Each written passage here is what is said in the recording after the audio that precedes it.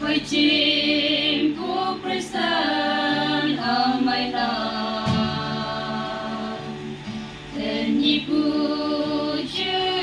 hay võ nào vui yên mong của tôi sâu vui những nhiên trời dễ linh ngộ Kristen hãy từ mong lo lắng ya san long để thiên nhi từ mong chi trái lấy bu khi bắc cho ta hi Kristen long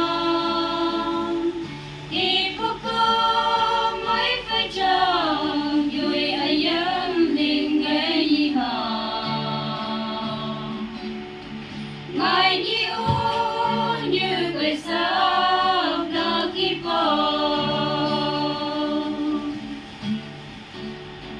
ít sẽ mẹ ông của ngài nào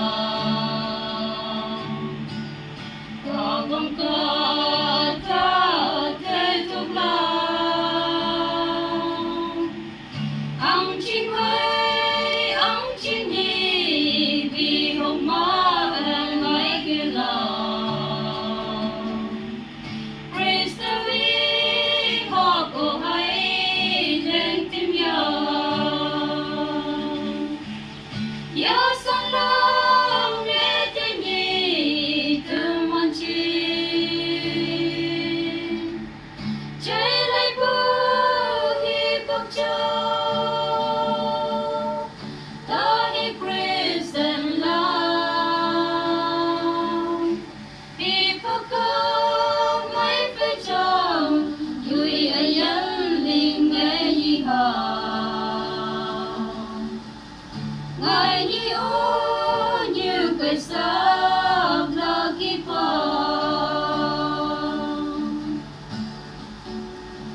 họ con ngờ cắn của thương ngon cả tổ cho mất